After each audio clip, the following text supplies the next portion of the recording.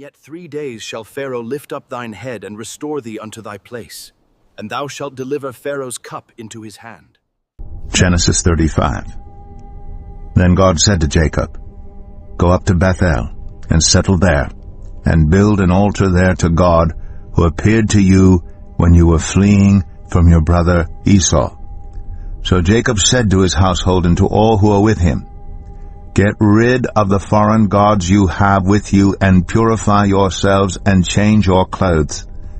Then come, let us go up to Bethel, where I will build an altar to God, who answered me in the day of my distress, and who has been with me wherever I have gone. So they gave Jacob all the foreign gods they had, and the rings in their ears, and Jacob buried them under the oak at Shechem. Then they set out, and the terror of God fell on the towns all around them, so that no one pursued them. Jacob and all the people with him came to Luz, that is, Bethel, in the land of Canaan. There he built an altar, and he called the place El Bethel, because it was there that God revealed himself to him when he was fleeing from his brother. Now Deborah, Rebekah's nurse, died, and was buried under the oak outside Bethel. So it was named Allon Bacuth. After Jacob returned from Padan Aram, God appeared to him again and blessed him. God said to him, Your name is Jacob, but you will no longer be called Jacob. Your name will be Israel. So he named him Israel. And God said to him, I am God Almighty. Be fruitful and increase in number. A nation and a community of nations will come from you, and kings will be among your descendants. The land I gave to Abraham and Isaac, I also give to you, and I will give this land to your descendants after you. Then God went up from him at the place where he had talked with him. Jacob set up a stone pillar at the place where God had talked with him, and he poured out a drink offering on it. He also poured oil on it. Jacob called the place where God had talked with him Bethel. Then they moved on from Bethel. While they were still some distance from Ephrath, Rachel began to give birth and had great difficulty. And as she was having great difficulty in childbirth, the midwife said to her, Don't despair, for you have another son. As she breathed her last, for she was dying, she named her son Ben-Oni, but his father named him Benjamin. So Rachel died, and was buried on the way to Ephrath, that is, Bethlehem. Over her tomb Jacob set up a pillar, and to this day that pillar marks Rachel's tomb. Israel moved on again, and pitched his tent beyond Migdal-Eder. While Israel was living in that region, Reuben went in and slept with his father's concubine Bilhah, and Israel heard of it. Jacob had 12 sons. The sons of Leah, Reuben, the firstborn of Jacob, Simeon, Levi, Judah, Issachar, and Zebulun. The sons of Rachel, Joseph, and Benjamin. The sons of Rachel's servant Bilhah, Dan and Naphtali. The sons of Leah's servant Zilpah, Gad, and Asher. These were the sons of Jacob, who were born to him in Padan Aram. Jacob came home to his father Isaac in Mamre, near Kiriath Arba, that is Hebron, where Abraham and Isaac had stayed. Isaac lived 180 years. Then he breathed his last and died, and was gathered to his people, old and full of years, and his sons Esau and Jacob buried him. Genesis 36. This is the account of the family line of Esau, that is, Edom. Esau took his wives from the women of Canaan, Adah, daughter of Elon the Hittite, and Oholibamah, daughter of Anah, and granddaughter of Zibeon the Hivite, also Basemath, daughter of Ishmael, and sister of Nebaioth. Adah bore Eliphaz to Esau, Basemath bore Ruel, and Oholibamah bore Jeush, Jalam, and Korah. These were the sons of Esau, who were born to him in Canaan. Esau took his wives and sons and daughters and all the members of his household, as well as his livestock, and all his other animals and all the goods he had acquired in Canaan, and moved to a land some distance from his brother Jacob. Their possessions were too great for them to remain together. The land where they were staying could not support them both because of their livestock. So Esau, that is Edom, settled in the hill country of Seir. This is the account of the family line of Esau, the father of the Edomites, in the hill country of Seir. These are the names of Esau's sons: Eliphaz, the son of Esau's wife Adah, and Ruel, the son of Esau's wife Basemath. The sons of Eliphaz: Teman, Omar, Zepho, Gatam, and Kenaz. Esau's son Eliphaz also had a concubine named Timnah, who bore him Amalek. These were grandsons of Esau's wife Adah. The sons of Ruel: Nahath, Zerah, Shema, and Mizah. These were grandsons of Esau's wife Basemath. The sons of Esau's wife Aholibamah, daughter of Anah and granddaughter of Zibeon, whom she bore to Esau: Jeush, Shalom, and Korah. These were the chiefs among Esau's descendants. The sons of Eliphaz, the firstborn of Esau, chiefs: Teman, Omar, Zepho, Kenaz, Korah, Gatam, and Amalek. These were the chiefs descended from Eliphaz in Edom. They were grandsons of Adah. The sons of Esau's son Ruel, chiefs: Nahath, Zerah, Shema, and Mizah. These were the chiefs descended from Ruel in Edom. They were grandsons of Esau's wife Basemath. The sons of Esau's wife Aholibamah, chiefs: Jeush, Jalam, and Korah. These were the chiefs descended from Esau's wife Aholibamah, daughter of Anah. These were the sons of Esau, that is Edom, and these were their chiefs.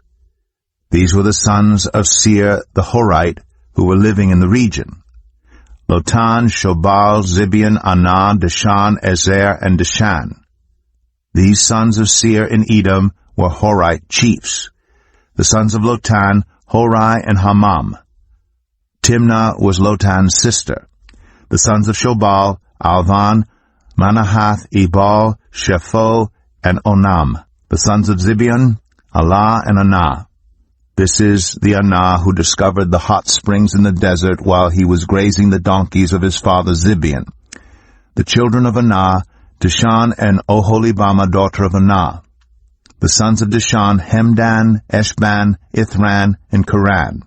The sons of Ezer: Bilhan, Zavan, and Akan. The sons of Dishan: Uz and Aran. These were the Horite chiefs: Lotan, Shobal, Zibeon, Anah, Dishan, Ezer, and Dishan.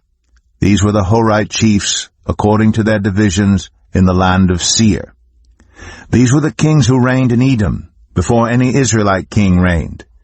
Bela, son of Beor, became king of Edom. His city was named Din-Habah. When Bela died, Jobab, son of Zerah, from Bozrah, succeeded him as king. When Jobab died, Husham, from the land of the Temanites, succeeded him as king. When Husham died, Hadad, son of Bedad, who defeated Midian in the country of Moab, succeeded him as king. His city was named Avith.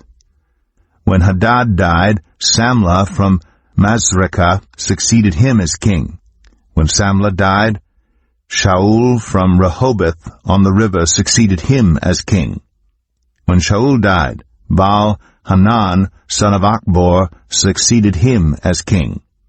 When Baal-Hanan, son of Achbor, died, Hadad succeeded him as king. His city was named Pau, and his wife's name was Mehetabel, daughter of Matred, the daughter of Mezahab.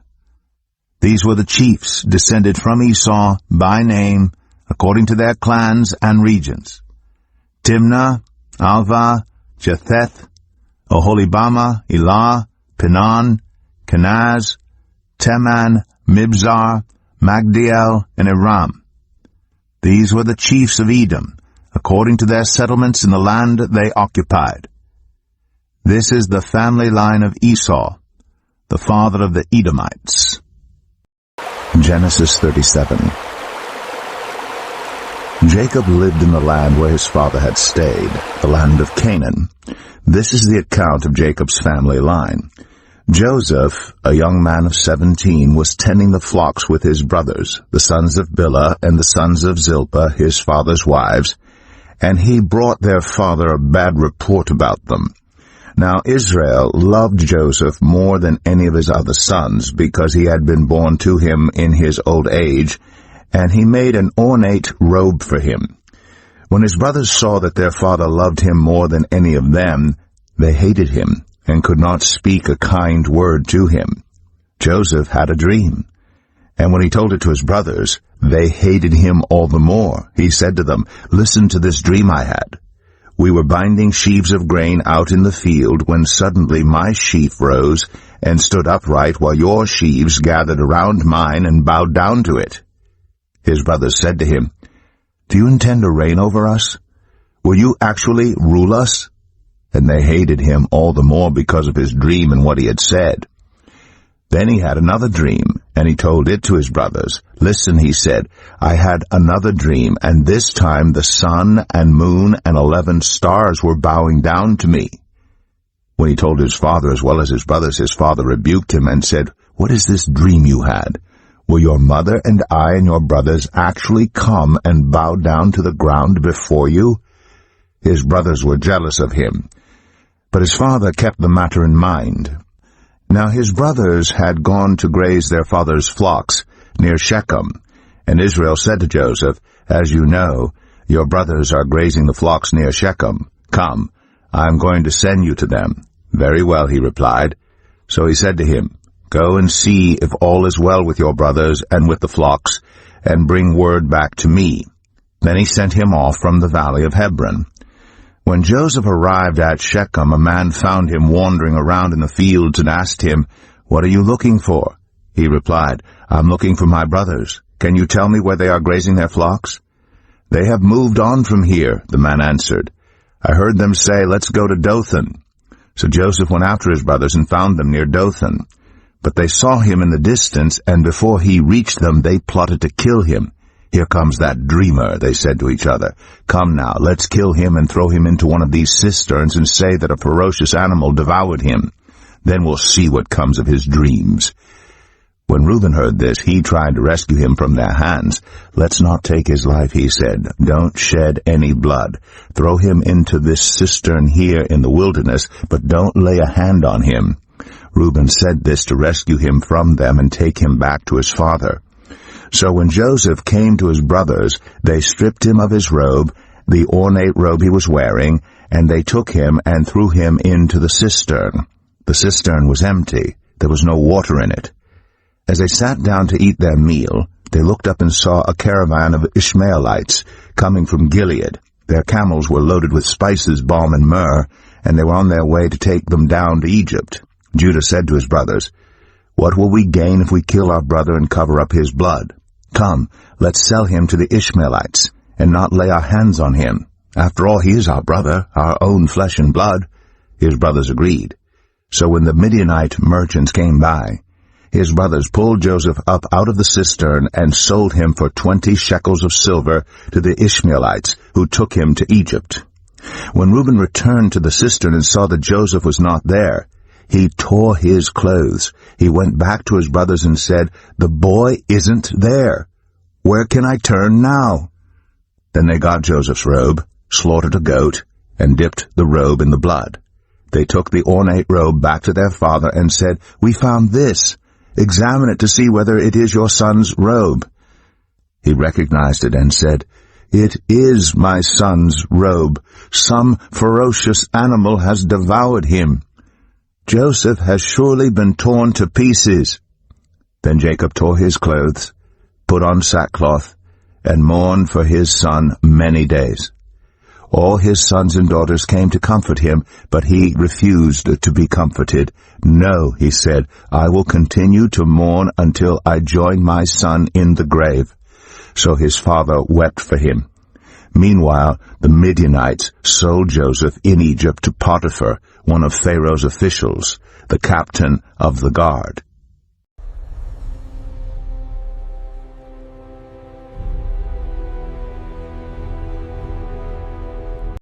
Genesis 38. At that time, Judah left his brothers and went down to stay with a man of Adullam named Hira. There Judah met the daughter of a Canaanite man named Shua. He married her and made love to her. She became pregnant and gave birth to a son, who was named Er. She conceived again and gave birth to a son and named him Onan.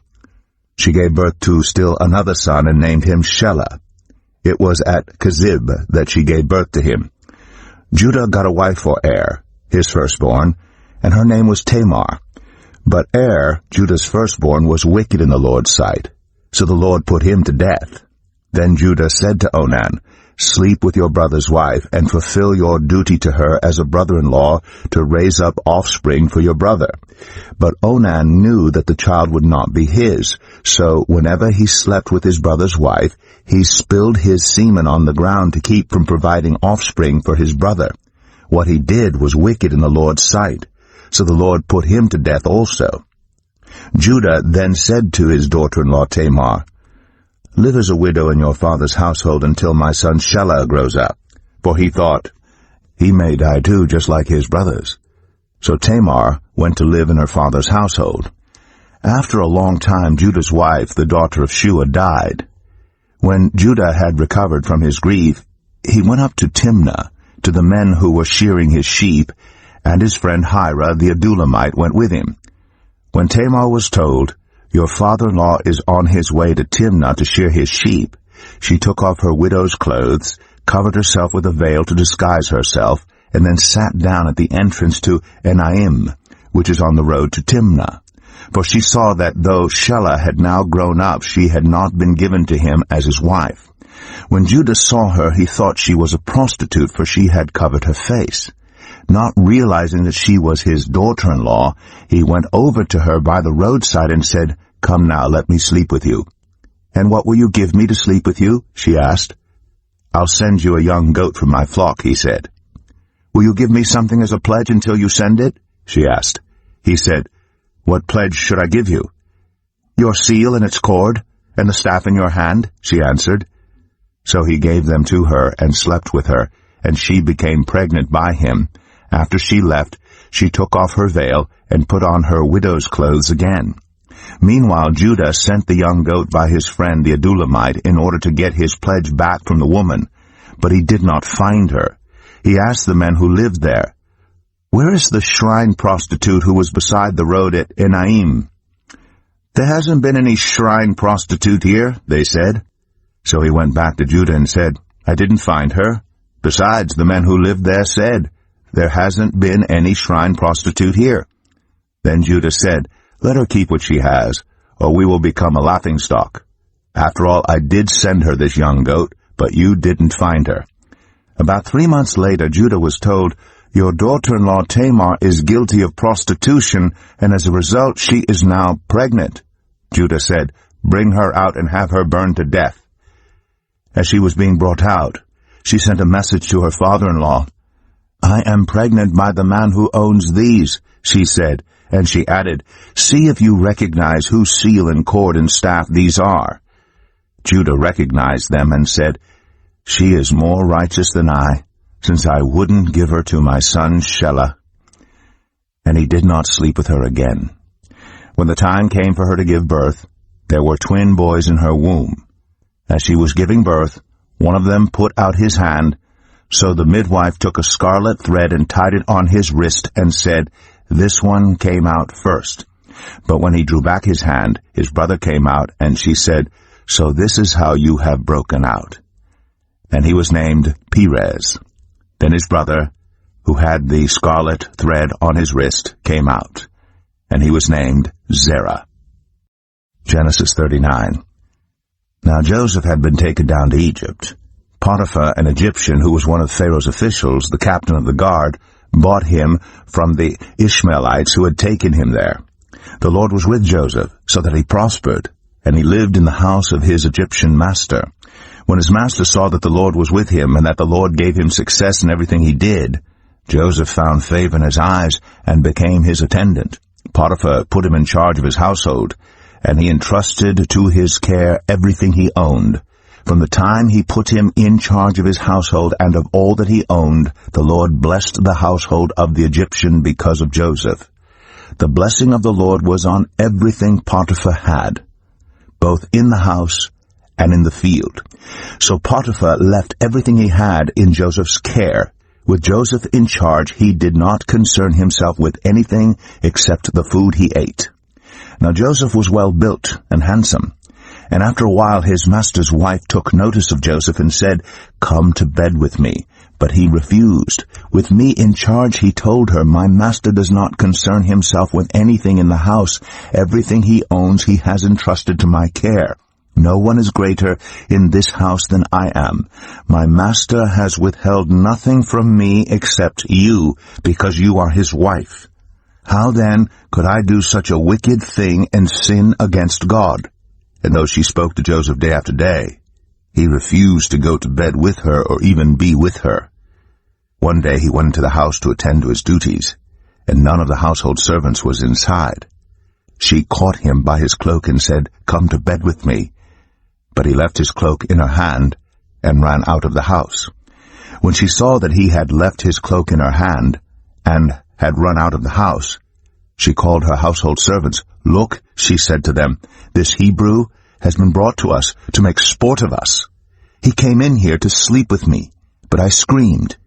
When he heard me scream for help, he left his cloak beside me and ran out of the house." She kept his cloak beside her until his master came home. Then she told him this story. "That Hebrew slave you brought us came to me to make sport of me, but as soon as I screamed for help, he left his cloak beside me and ran out of the house." When his master heard the story his wife told him, saying, "This is how your slave treated me," he burned with anger. Joseph's master took him and put him in prison, the place where the king's prisoners were confined. But while Joseph was there in the prison, the Lord was with him. He showed him kindness and granted him favor in the eyes of the prison warden. So the warden put Joseph in charge of all those held in the prison, and he was made responsible for all that was done there. The warden paid no attention to anything under Joseph's care, because the Lord was with Joseph and gave him success in whatever he did. For in yet 3 days shall Pharaoh lift up thine head and restore thee unto thy place, and thou shalt deliver Pharaoh's cup into his hand. Genesis 40. Sometime later the cupbearer and the baker of the king of Egypt offended their master, the king of Egypt. Pharaoh was angry with his 2 officials, the chief cupbearer and the chief baker, and put them in custody in the house of the captain of the guard, in the same prison where Joseph was confined. The captain of the guard assigned them to Joseph, and he attended them.